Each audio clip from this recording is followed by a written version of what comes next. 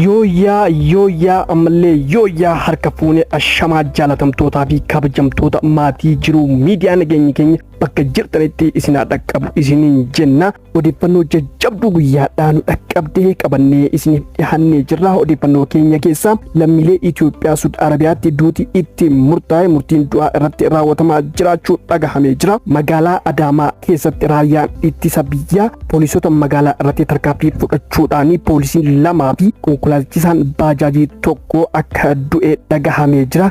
Raayyaan ittisa biyyaa poolisii kanarratti akkamitti tarkaanfii fudhatee sababni isaa maali kan jedhu odeeffannoo keenya har'aa keessatti qabannee isiniif dhiyaannee jirra. Odeeffannoo keenya birootiin immoo Israa'el ajajaa olaanaa waraana Iraan ajjeesuu isii beeksisee jirti. Akkasuma Doonaald Tiraamp waraanni haa dhaabatu hin jenne, Israa'el waraana akka dhaabdu ni ajajna hin jenne, Iraan sagantaa niikuleeraa ishee dhiisuu qabdi jechuudhaan kan dubbatanii akkasuma Israa'el ganaa Iraan tumti jechuudhaan dhaadannoo isaanii dhageessisanii jiru. Egaa hordoftootaa fi kabajamtoota keenya kun hangafoota odeeffannoo keenyaati. Odeeffannoo kanaa fi kan biroos qabannee isiniif dhiyaannee jirra. Gara odeeffannoo keenya bal'inaatti osoo isin hin dabarsin dura namoonni jiru miidiyaadhaaf haaraa taatan yookaan sabskiraayib hin godhin sabskiraayib gochuudhaan maatii jiru miidiyaa akka taatan isiniin jenna. Akkasuma laayik sheer gochuudhaan nu jajjabeessaan dhaamsa keenyaa kun jiru miidiyaadha. Jiru miidiyaan kaayyoo isaa sagalee uummataa ta'uudha. Sagalee uummataaf ta'uuf immoo kaanee dhaabannee jirra.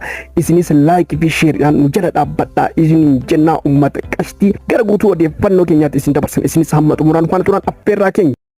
Lammiilee Itoophiyaa Suud Arabiyaatti duuti itti murtaa'e osoo mootummaa Itoophiyaatti iyyannoo murtiin nurratti raawwatamaa jira jedhan. Hidhamtoota Itoophiyaa Suud Arabiyaa magaalaa Naajiraa mana hidhaa Singaal Aamii jedhamu keessatti dhoksaadhaan OMN dubbise osoo mootummaa Itoophiyaatti watwaataa jiru murtiin du'aa nurratti raawwatamaa jira jedhan. Akka hidhamtoonni lammiilee Itoophiyaa jedhanitti erga murteen du'aa isaan irratti murtaa'e booda maatiin isaan sadarkaa gandaatti haga ministeera muummee Itoophiyaatti kan imalan yoo ta'u waajjirri ministeera dhimma alaa Itoophiyaa fi gaafatamaan waajjira imbaasaadara Itoophiyaa Naajiraa obbo Siraaj Fageessaa dhimmicha hordofaa turanis hidhamtoota kana baraaruu hin dandeenye jedhan. Akka maatiin lammiilee kanaa jedhanitti mootummaan Itoophiyaa sababa rakkoo dippiloomaasii Itoophiyaa fi Suud Arabiyaa jidduu jiruun rakkoo lammiilee mana hidhaa keessatti duuti itti murtaa'e kana furuu hin dandeenye. Sababa kanaan magaalaa Naajiraatti bulchiinsi mana hidhaa Singaal Aamii murtii du'aa mootummaan biyyattii lammiilee kana irratti murteesse raawwataa jira jedhan. Lammiileen Itoophiyaa jireenya fooyya'aa barbaacha gara biyyoota galoo galaan edan imalan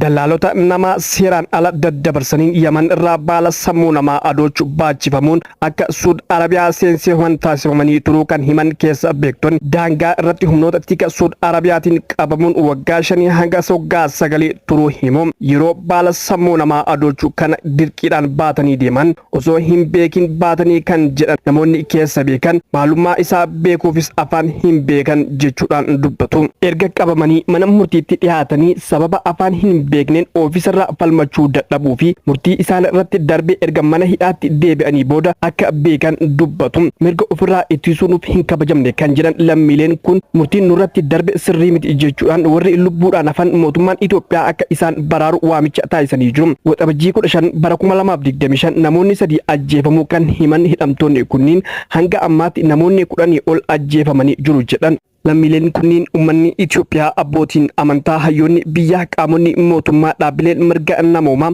dhiibbaa taasisuun warri hafe lubbuun baane akka biyya keenyatti deebinu nu taasisaa jechuudhaan waamicha taasisanii jiru.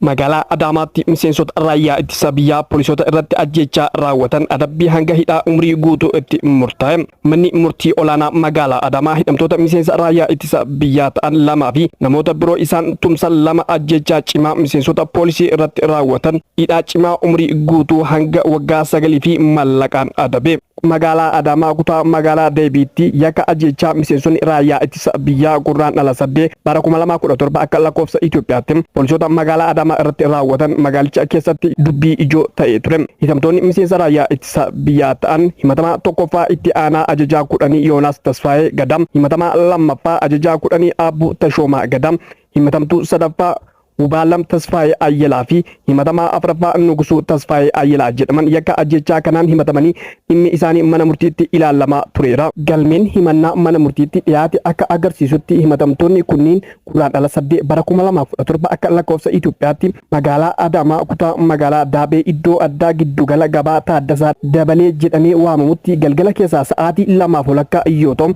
miseensonni poolisii kan ta'an Inspektar Areeroo Biiqqaa, Saajin Tashoomaa Bayyanaa fi konkolaachisaa baajaajii Daani'el Dirribaa irratti itti yaadanii ajjechaa cimaa raawwachuu ibsameera. Meeshaa waraanaa kilaashii itti deddeebisanii yeroo 14 qaama isaanii itti dhukaasanii ajjeesuu abbaan alangaa magaalaa Adaamaatiin himannaan irratti dhiyaatee ture. Himatamtoonni tokkoffaa fi lammaffaan miseensa raayyaa ittisa biyyaa ta'an himatamaa sadaffaa fi afraffaa haala mijeessuun odeeffannoo gargaaruun yakka ajjechaa cimaa gareedhaan ta'anii raawwachuu isaanii akkasumas meeshaa waraanaa seeraan ala mana isaanii keessatti kuusanii argamuu fi hawaasa shororkeessuun himanni 3 abbaa alangaatiin irratti dhiyaatee jira.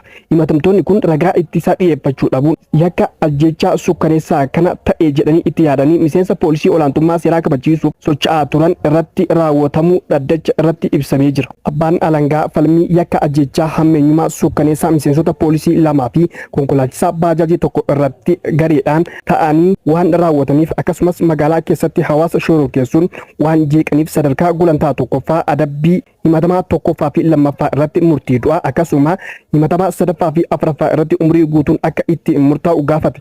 Abukaatoon himatamtoota kanaaf dhaabbate falmaa turus himatamtoonni kun yakka riikaardii kan hin qabne ta'uu akkasuma maatii kan bulchan hubachuun adabbii kan akka salphisaniif gaafate. Manni murtii dhaddacha waxabajjii 9 bara 2017 akka lakkoofsa Itoophiyaa ooleen galmee qorachuun ragaa bitaa fi mirgaa dhiyaateef seera yakkaa keewwata 539 muraa A1 fi C bahe bu'uura tolfachuun himatamaa tokkoffaa fi lammaffaa umrii guutuu yoo adabu, himatamaa sadaffaa hidhaa waggaa 10 fi himatamaa afraffaa hidhaa waggaa 9 fi mallaqa qarshii 20,000 adabuu miidiyaa biyyattiitu gaba.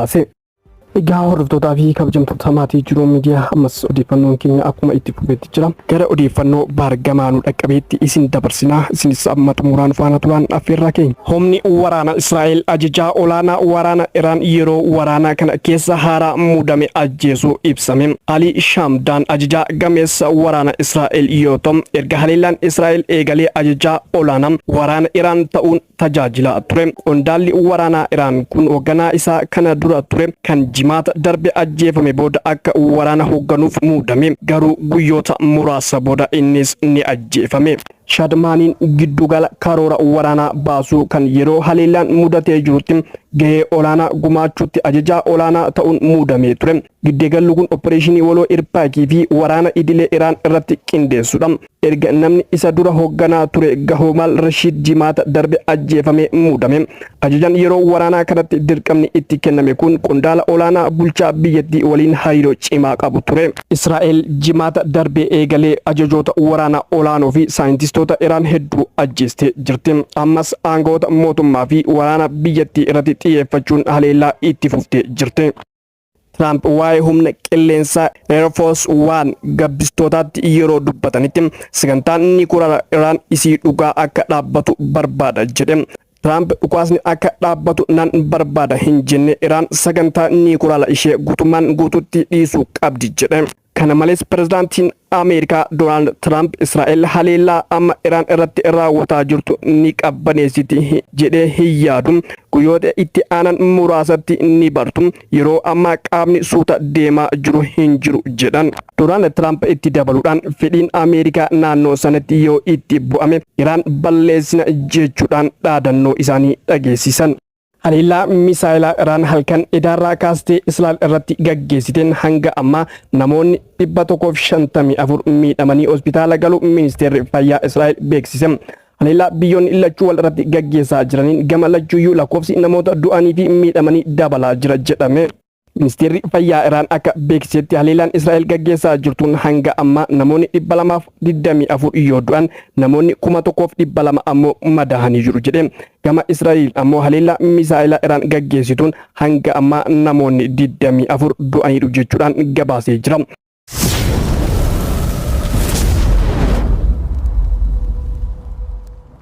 Egaa hordoftootaa fi kabajamtoota maatii jiruu miidiyaa odeeffannoon guyyaa hadhaa qabannee isiniif dhiyaanne hanganuma odeeffannoo keenya biraatiin hamma walitti deebinutti nagahaan turaa isiniin jenna. Namoonni Jiruu Miidiyaadhaaf haaraa taatan yookaan subscribe hin godhin subscribe gochuudhaan maatii Jiruu Miidiyaa akka taatan isiniin jenna. Akkasuma like share gochuudhaan nu jajjabeessaan dhaamsa keenya waan nu wajjin turtaniif galatoomaa ulfaadhaa.